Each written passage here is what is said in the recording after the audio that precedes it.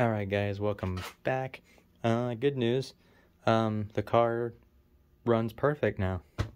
So, there it is, and the video right there is completed. No, I'm just kidding guys. It does run though, it runs good. Figured out the issue with all this nonsense, and it is that guy right there.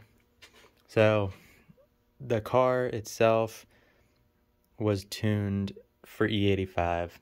As I said before, but the Flex kit was also made to do that as well, and to help compensate if the ethanol content was lower, and apparently that was interfering with something big time. So we went ahead, and well, I guess I did. I was collabing with my brother, and we're talking about it a good bit. And so, and we actually never just unplugged this kit and just had E85 in the car, because we always just thought I needed the Flex module to run it. But there was one guy on the comments who said his car was running off of E85 too, was just tuned with no Flex sensor, and that got me thinking. So then we went ahead and just unplugged that with the E85 in it, and on my way home I was just driving with this kit still hooked up, and it was running really rough on idle. I kind of just wanted to keep lunching forward, and just kind of had its little sputter and this and that. And then I got home, unplugged it, plugged my little bypass module on real quick, started it up. It ran so smooth, not one little hiccup, nothing. It ran dead smooth like it did original stock engine. It ran perfect. The drivability is on point. There's no problem whatsoever. This thing is freaking fast as heck. It is so good right now. I'm very happy with all of this, but unfortunately we have one new issue. Of course, new issues.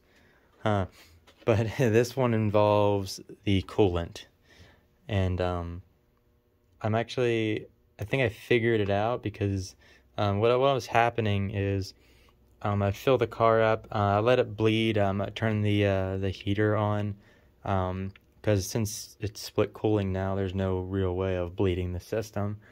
So just leave the cap undone, turn that on, let the car warm up, and let it kind of flow through any bubbles that can come out of this top tube here, and squeeze the tubes a little bit here and there, and try to work everything out. So it seemed pretty good. And then put the cap back on. It's at its fill mark, and the cap on, and then once you drive it around a little bit, this thing just will sometimes, if you're undergoing like hard acceleration, like wide open throttle stuff, it'll actually come to the point where it'll start spewing out of the container, out of the expansion tank. I mean, it seems like it's a head gasket thing, but this and that. But I just took off the oil filter and everything, and did the dipstick, and it is perfectly clean. There's nothing in it. There's no coolant mixing in there, so I'm kind of crossing that off since there's no real problem with that. But tracing it down through here, trying to figure out why this thing is pressurizing, because it's ridiculous, and I can't stand it at this point because I can't drive the car. And I was listening around after I parked and shut it off, and I was listening real close, and I could hear something hissing underneath here. So I took off this front little support here, and took one of the radiator clips off right on this side, and there's a radiator leak. So it's gonna be like kind of up towards the top, but on the opposite side, on the inside there. And it's like you can hear it just going like a high pitch, like a tss, and it's just air coming out of it. But it's not coolant, there's air coming out of it. So I'm thinking that has to be sucking in air or something into the system, like a lot of it. So it seems like that's what it's doing, and then it's just expanding inside the engine and then pushing out everything, because it's just continuous, which this is explaining a lot. But I want to get you guys' input on it. If anybody's had this problem with just like a little pinhole, I mean, it's probably a little more than a pinhole, but since it's not actually like leaking a lot of fluid, it's more just air. then there's something wrong. I think this was a really cheap radiator when I first bought the car, because I was pretty broke, and so I think it was like only like $100, $120 I paid for it. It was on an eBay one.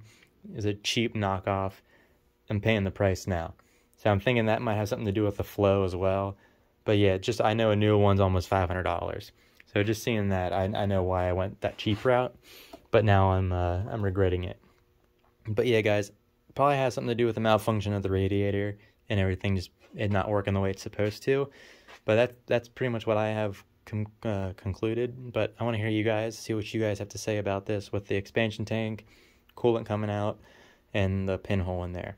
So I think if that makes all sense here, that's why this thing's getting over pressurized, then perfect. But if not, you guys have any other guesses? I'm still hesitant, but I think this is what's going on. I don't really want to pinpoint head gaskets just yet, but in the future, I kind of want to do those and do some ARP head studs, and really just like freshen that up too, and put a new timing chain, and do some new guides and stuff. I mean, the whole car will have to be torn apart though, and that's a huge job, but we can do it. But yeah, guys, I'm gonna leave it off there. See what you guys have to say. Thanks again for liking and subscribing, and I'll catch you guys in the next one.